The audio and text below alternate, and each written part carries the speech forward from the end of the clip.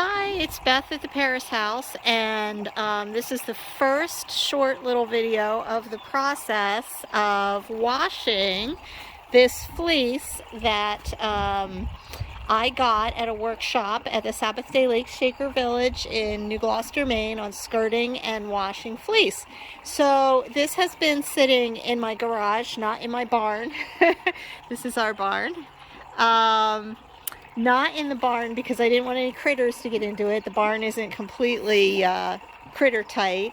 It's been in the garage, and I'm going to clean it today now that we have this beautiful weather that you can see. Here I've got, this is actually like a livestock waterer that both I and Heather have raised baby chicks in the past, but today it's getting used for washing this fleece. And as you can see, here at the Parris house, don't mind that we need to paint those boards this summer.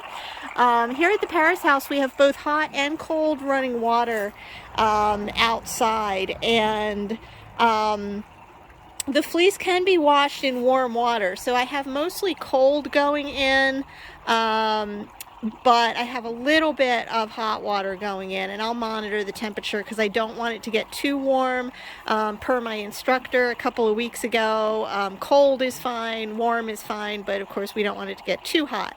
So I'm monitoring that, but I did want to warm it up a little bit because the cold water coming out of that tap is bone chilling. And I was also told not to agitate it too much. So when I put it into the tub, I'm going to be just kind of laying it down and forcing it down to be submerged with my hands. The first go round is going to be really, really dirty because as you can see, fleeces right off the sheep are pretty dirty. I mean, they're pooping, they're laying in mud. So the first go round is going to be really dirty, and then I'm going to just keep repeating it until the water is pretty clear.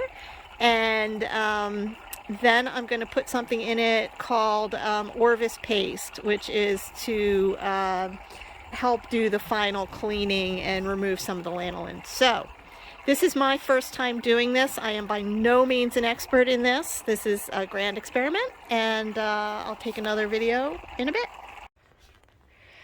Okay, so I've got my fleece, and I've just put it in the tub, and excuse all the rotating here, but I'm just gonna push it down into the water, and the water is already getting pretty dirty. Oh my goodness. Such beautiful animals, so dirty. So anyway, I'm gonna soak it for a little bit, and then I'll empty out all this water, spray out the tub, put the fleece down onto like a tarp or something while I'm doing all that, and then do it all over again until this runs pretty clear. Okay, so fortunately, if you're not an Olympic weightlifter, these tubs have brass stoppers.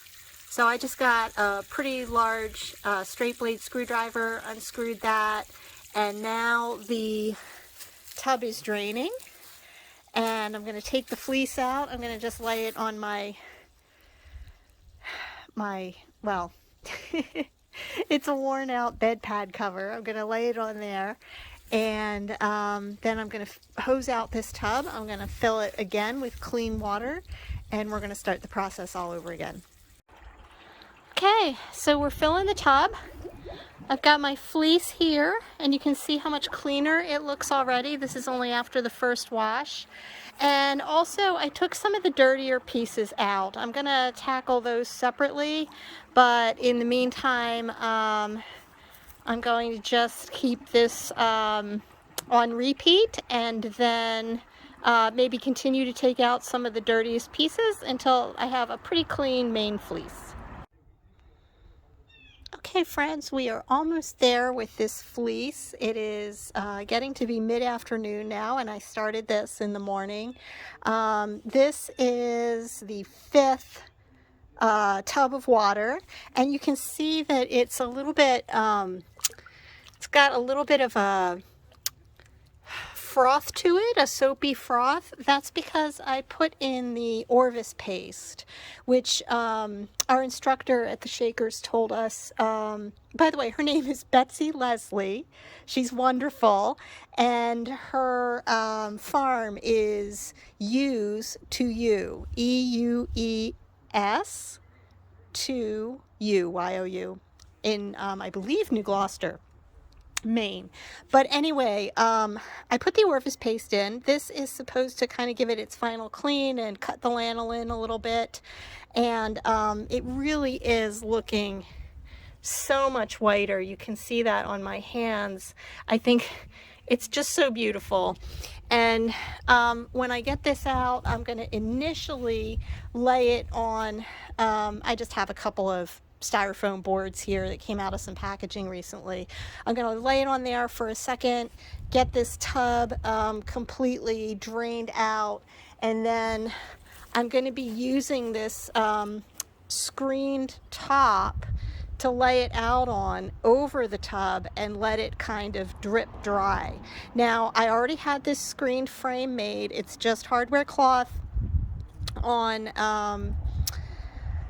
a wooden frame. This was made originally to go on top of the tub when we were raising chicks in it, and it works like a charm for that. And it turns out the whole setup works like a charm for washing fleeces, so that's kind of exciting. So that's it for this part, and the next thing you'll see is the fleece drip drying, and I'll also tell you what sheep this came off of at the Shaker Village. Okay, so my fleece is all washed. I'm still picking little things out of it, and probably will be for some time to come. I didn't mention on the last video that I did give it a rinse. After I washed it in the Orvis paste, I did also give it like a rinse.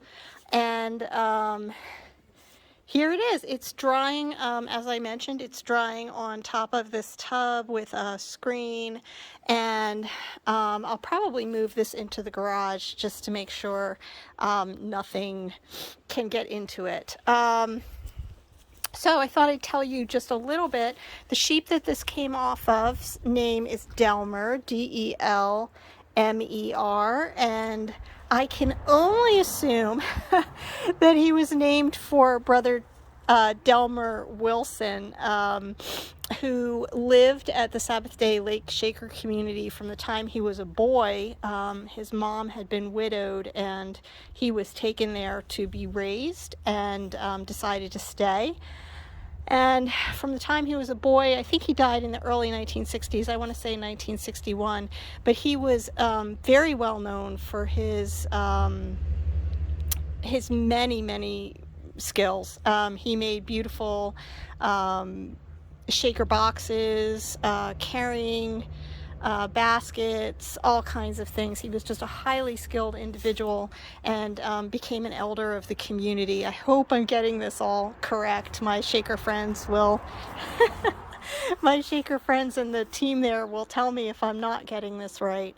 But at any rate, this is the fleece from Delmer. So anyway, you can see it's really beautiful. It's mostly like a cream color. It's got some variation in it. There are places I can see I still might have to kind of trim off or clean out. But it smells really nice now. It doesn't it doesn't smell like it did when we started. It just has a nice sort of lanolin-y smell, but it doesn't feel greasy or anything. The Orvis paste really did its job.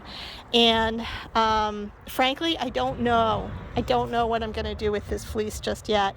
I'm thinking I'm going to get some carding tools and give that a try and possibly make it into roving for needle felting. There's an outside chance I'm going to keep some of it and have get a spinning lesson with Betsey. I've always been not great at spinning, but she assured me that she could probably fix that. So, so I don't know. I will keep everyone posted. Thanks for watching today.